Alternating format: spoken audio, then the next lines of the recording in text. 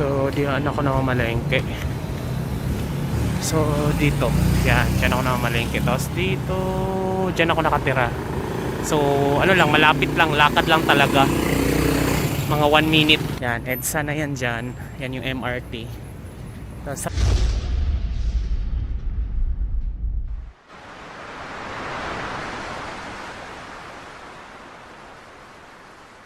guys, inano ako kinalmot ako ng pusa. Ayun o. Kasi may kuting doon sa Greenfield. I-rescue ko sana kasi parang kawawa kasi bagong panganak. Tapos ginito ako. Pag ganito ba, kailangan pa to ng pasaksak ako ng animal bite. Yung sa animal bite na mga center. Pagka ganito, hindi ko lang alam. Kasi parang hindi ko alam kung anong process. 3:28 AM. Meron kasi akong dapat i-rescue na kuting doon sa Greenfield. Naawa kasi ako. Kinalmo tuloy ako. Ang laki tuloy ng hiwa. Meron dito? Tapos dito. Papa-inject. Try kong magpa-emergency sa hospital para magpa-inject ng anti-rabies mamaya. Ayan, papunta na ako ng guys, ng hospital dito sa VRP. Magpapa-emergency room lang ako para masaksakan ng anti-rabies o kung ano man. Sana walang pila ng mga COVID dahil mabilis lang naman magpasaksak ng anti-rabies dito lang naman. Madaling araw na ako pumunta. Nagpaalam lang ako sa boss ko na bababa lang ako kasi magpapa-emergency room ako. Ito yung hospital. Bilisan ko din kasi baka may curfew. May curfew kasi ngayon alam na natin, di ba? Nandito yung hospital. Ito yung ER dyan banda. One eternity later.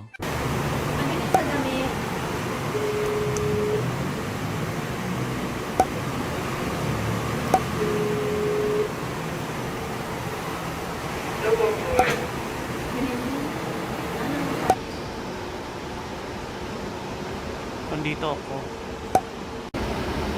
Sure. Day 0 mo ngayon, ma-receive mo yung first dose ng anti-rabies vaccine, tapos yung rabies immunoglobulin, anti-tetanus, at tetanus toxoid. Okay. So, 4 different vaccines. Pero isang saksak lang po ba yun? Or Iba-ibang apat? site. Okay. Iba-ibang site naman. Tapos itong mga following days, ito yung second dose, third dose, fourth dose ng rabies vaccine. So, isang vaccine na lang sila. Okay. Pero 3 times pa ako babalik? Okay. So, Sige. Nag-gets ko na. Oo, mas maganda kung 3 times kasi stray cut yun. Usually kasi, pwedeng hanggang 3 doses lang yung day 7. Pero kung ma-observe mo kasi yung animal like within 14 days, kung makukulong mo siya, kung lalagyan mo siya sa cage, wala kasing basis. siya. Ayun. Skin test muna ako. Ito yung skin test kung wala akong allergy sa injection. Nasakit? Grabe. Sana hindi mamaga ito para ma-inject na sa akin kung ano yung dapat i-inject.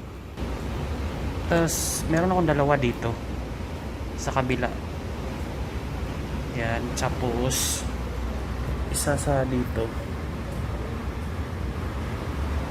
Nantay ko muna yung kung magre-react ng skin test. Ayan o. Para ma-inject na yung pinakalas na makauwi na ako. So ito ngayon yung kailangan kong gawin. Itong day 0, 4 yung isasaksak sa akin. So after 3 days balik ako dito, isa na lang. Tapos after 7 days, isa ulit. Tapos day 14, isa ulit. So puro saksak ako ngayon for this small scratch tsaka bite, diba? Mahirap kasi iba na pag safe. Mahirap mag-isa lang ako dito tapos biglang bubula na yung bibig ko kapag dahil sa rabies, diba? Kaya sabi ko i-go na natin yan. Tapos bibili ako ng antibiotic kung amoxiclav. Bali twice a day siya for 7 days kasi nga daw yung kagat at saka yung kalmot ng pusa daw bacteria prone. So i-go na natin yan. Dito ako ngayon sa loob. Yan, ito yung itsura ng may mga naka-cover naman ng plastic. Yan o, sa kabila cover din ng plastic. Tapos dito lang ako, antay ko lang yung ano, yung pang-apat, baka may allergy ako. Ito siya, yung itsura niya. Maya nakaano pa ako ngayon, 4:37. Nasa yung trabaho ko doon, naka ano lang ako, nagpaalam na ako saglit dahil sabi ko kako, pupunta ako sa emergency room ng madaling araw para wala masyadong pila, wala masyadong tao kasi syempre may mga COVID patients, di ba? Though hiwalay naman, pero syempre iba rin ingat pag maraming tao. Eh dito ngayon ako lang naman mag-isa. Ngayon ay pupunta ako dito ng alas 4. Eh ang labas ko may alas 5 na, konti na lang, iniwan ko lang yung trabaho doon, nagpaalam lang ako. So far hindi pa naman siya namaga. Kasi malata ko kapag allergy ako kasi babaga talaga yan, bonggam pamamaga talaga. Todo. Para kasi nga skin test na ako dati ng antibiotic. 2,000 years later. So, nakalabas na ako guys. Bali, 4 lahat yung sinaksak sa akin. So yung, actually 5 kasi yung pang last na in-skin test sa akin. 2 syringe na malalaki sa legs. Sa legs siya tinusok, girl. Ayan o. Ito isa. Tsaka isa. So 2 magting isang legs. Tsaka malalaki. Grabe. So bali 5 lahat yung tinusok sa akin ngayon.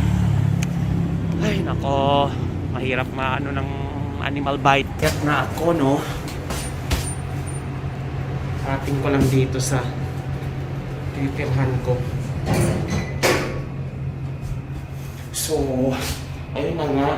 So, hindi ko napakita sa inyo ng mabilisan dahil nga madilim doon sa dinadaanan ko. So, ito ngayon, 1, 2, tapos dito 3, tapos 4, and then 5. Yung sa legs, yung in-skin test, tapos in-skin test pa ako dito, yan o. Yung in-skin test na pang-5 or yung pang-4, pang-5, 2 malalaki yun, girl. Hindi kakayanin ng dito sa, hindi kakayanin siya ng arms. Kaya ang ginawa sa legs, kaya ang sakit niya talaga, promise. So kakarating ko lang, ang gagawin ko ay bibihis muna ako at magdi-disinfect dahil galing tayo ng hospital. Mahirap na. Na-save ka nga sa rabies ng pusa. Aray.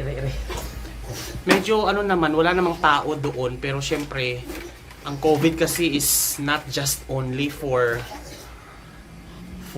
it's not just only solely the virus eh. Pati yung paranoia. Parang pati yung paranoia iniisip ko dahil syempre parang feeling ko yung inuupuan ko may COVID, feeling ko yung paligid, yung hangin na lumalabas sa aircon, sa hospital, sa ER. Kaya, wag mo nga anuhin yan. Ba't mo ba inaamuin niya yung injection ko sa legs? Hoy, ano ba?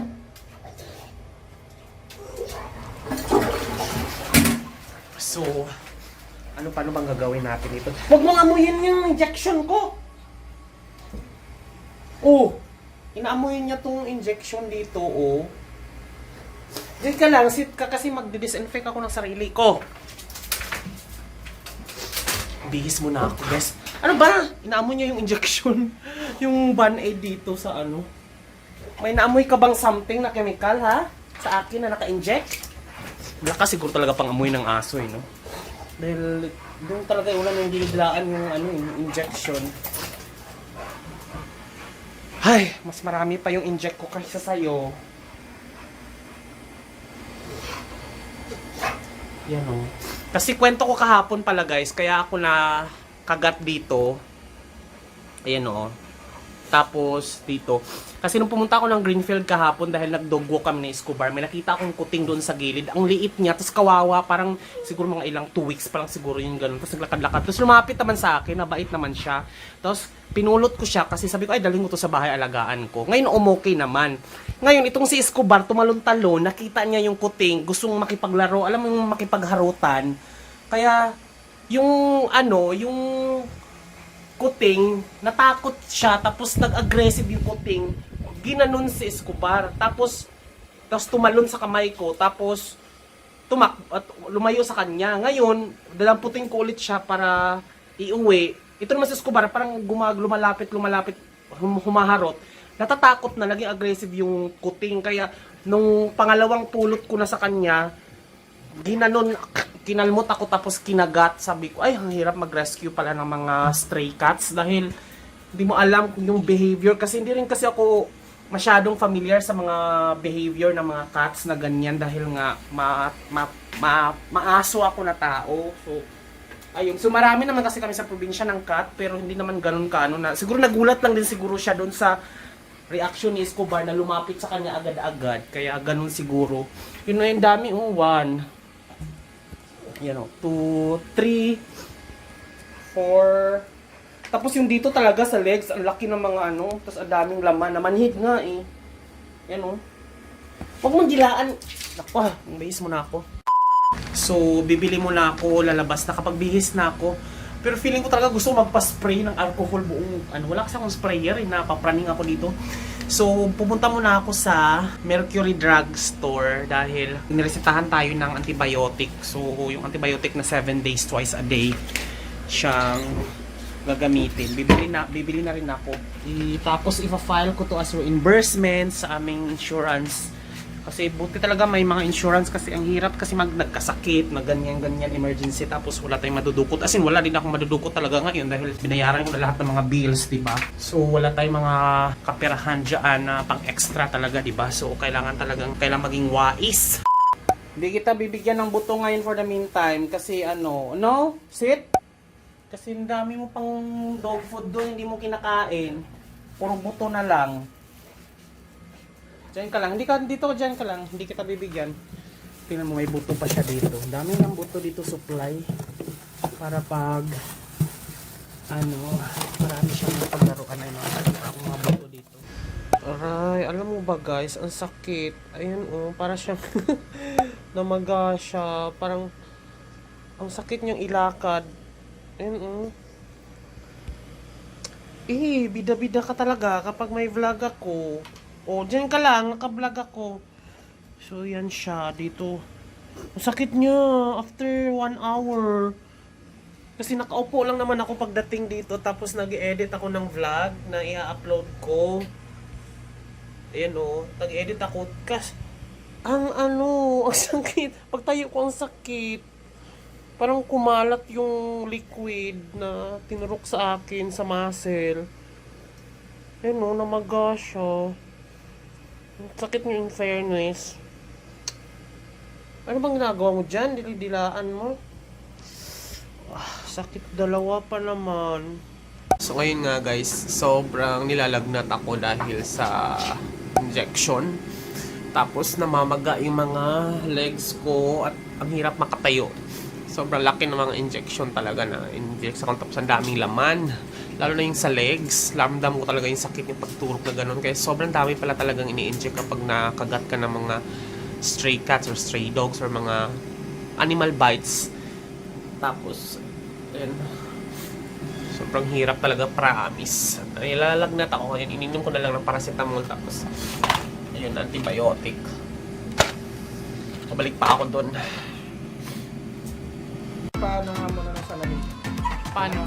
Tatanggal muna ako. Sige. Aray, sakit. Sakit niya talaga. Ba, isa lang magbiyak sa atin muna. Biyak Kasi sectioning ulit.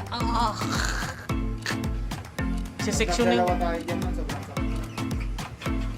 Kasi sectioning ulit. Magse-sectioning ulit tayo, no? Simula. Yun ang mahirap kapag sobrang tagal na lockdown, no? Kasi hanggang 6 ka.